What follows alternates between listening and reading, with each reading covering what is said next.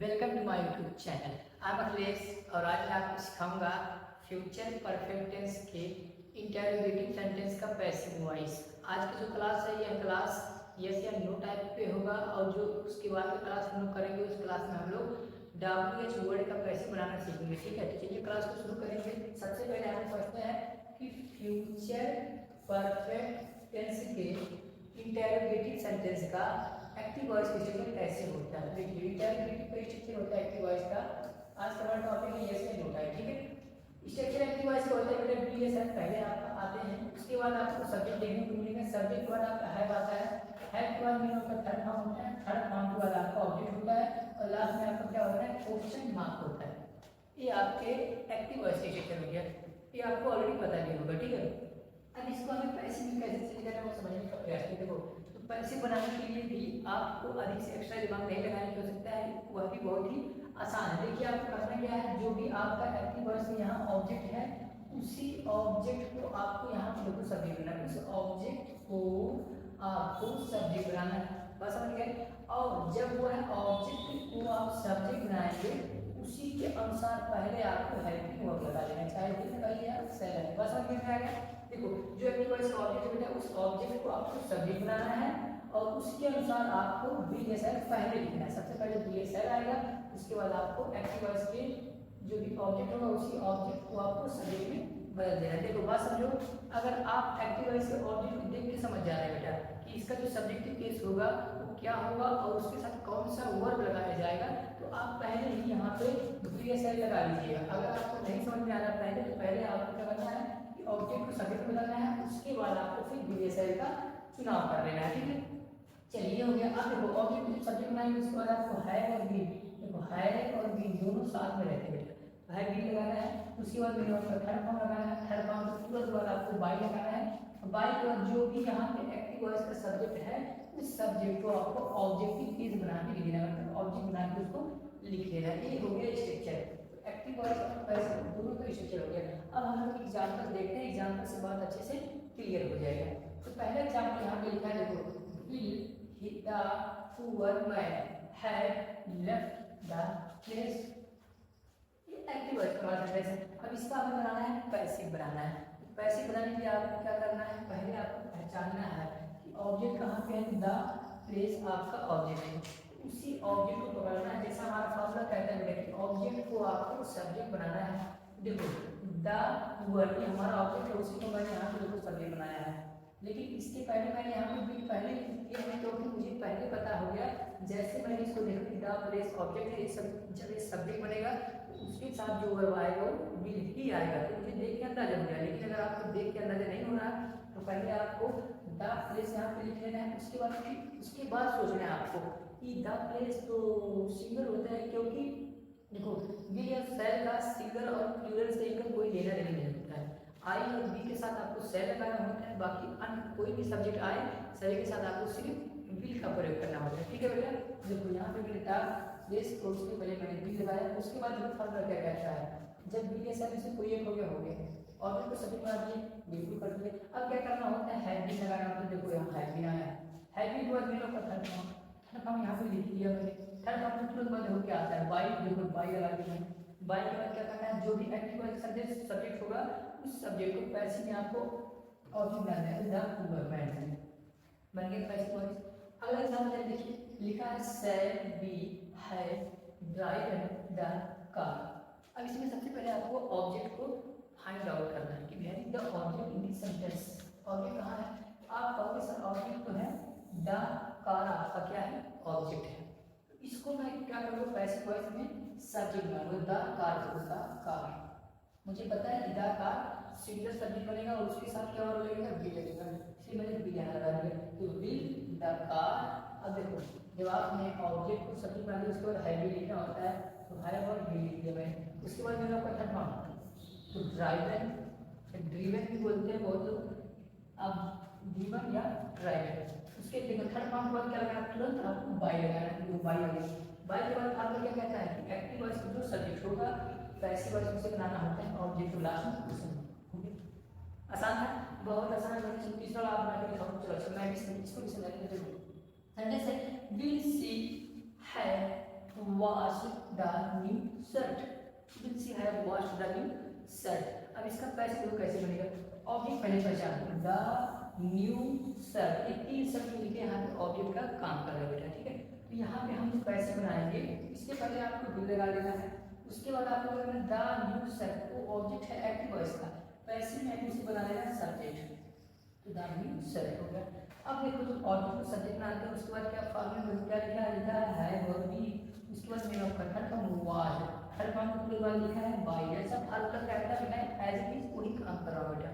तो बाय लगा दिया, बाय के बाद हमारा जो एक्टिव सब्जेक्ट होगा पैसे में ऑब्जेक्ट बन जाता है, तो सी ऑब्जेक्ट के हर ऑब्जेक्ट बन के पैसे को, ठीक है। तो थोड़ा सा साइड जा रहा हूं ताकि आप ये सेकंड टाइप का एक्टिव का स्ट्रक्चर और पैसिव का स्ट्रक्चर और 1 2 एंड 3 एग्जांपल्स को आप नोट कर सकते, ठीक है। तो वीडियो को रोक के आपको नोट कर लेना, ठीक है। चलिए अब थोड़ा सा आपको यहाँ पे करना है प्रैक्टिस, ठीक है। जो सेंटेंस अब मैं बोर्ड पे लिखूंगा आपको उसको खुद पहले सेंटेंस जैसे भी बोर्ड पर लिखूंगा आपको सेंटेंस को देखकर उसका पैसे खुद बनाना है, उसके बाद ये वीडियो को रोक के उसका पैसे खुद बनाने का प्रयास करना है। कि अब इस क्लास में बेटा हम लोग इसी तरह से प्रैक्टिस कर सकते हैं, ठीक है। तो आपको वीडियो को रोक सेंटेंस बनाना है, उसके बाद वेट करना है मैं कैसे बनाता हूँ। अगर मैंने देखिए आप उसको मैच करेंगे, अगर आपका सेंटेंस सही होगा तो वेरी नाइस, मतलब अपने आप को शाबाशी दीजिएगा कि वाह समझ गए आप, ठीक है। और अगर नहीं समझ पा रहे हैं तो एक दो सेंटेंस देखिए बात क्लियर हो जाएगी, ठीक है। चलिए अब सर देखिए स्टार्ट करते हैं। पहला सेंटेंस मैंने कहा will he have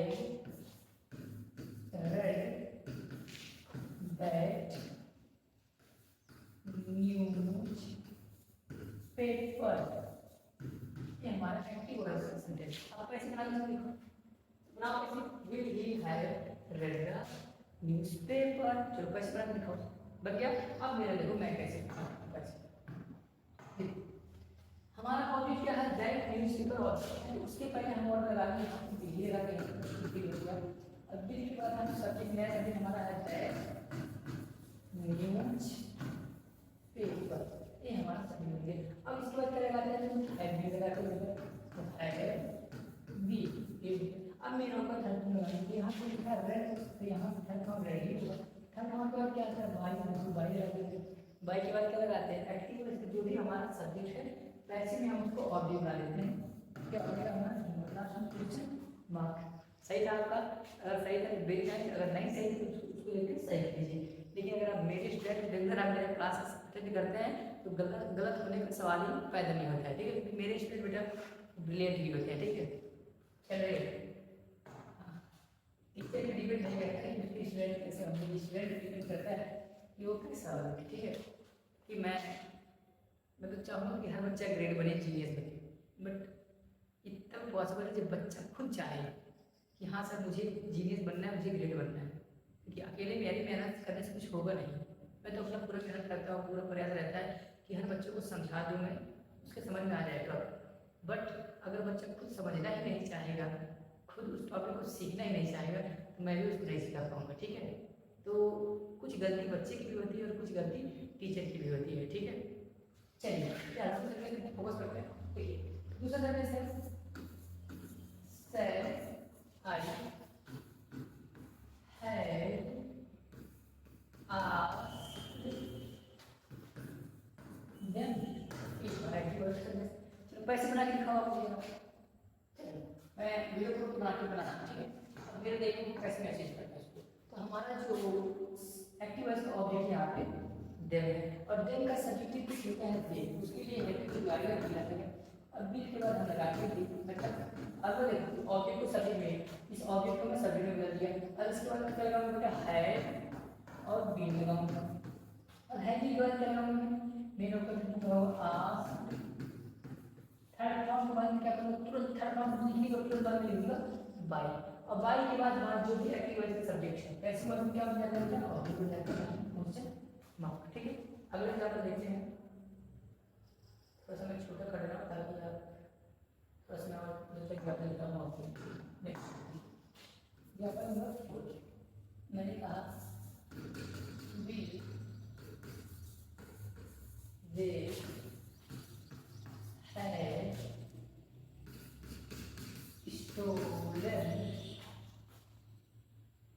stolen the चलो बुक्स भी से बुक चोरी नहीं करना चाहिए बच्चों। चलने चलते ये पैसे को कैसे नहीं सकते, पैसे को करना है। पैसे को क्या माना है, द बुक्स हमारे यहाँ पे क्या ऑब्जेक्ट है, उसी को हमें सबमिट करना है। उसके लिए अब लगाएंगे द, अब लगाएंगे हैवी है मेन ऑफ करता हूँ स्टोरेज करता हूँ मतलब बाई, और बाई के बाद जो भी एक्टिवेट करते हैं पैसे निकल जाएगा ऑब्जेक्ट दे देंगे लास्ट में क्वेश्चन लास्ट यहाँ पर इसको अंदर क्लास करेंगे क्लास को ओवर लाइन पर ज़्यादा हो गया उस सभी दो के बाद तीन आता है और तीन के बाद है चार एग्जाम्पल है लास्ट एग्जाम्पल है सेल का बनाते हैं shall be help the land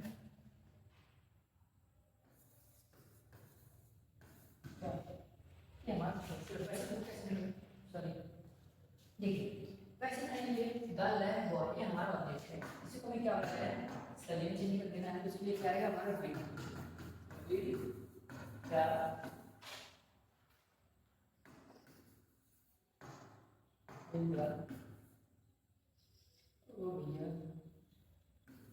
land boy इसी वाला है वो भी फिर मेन वर्क करता है फॉर्म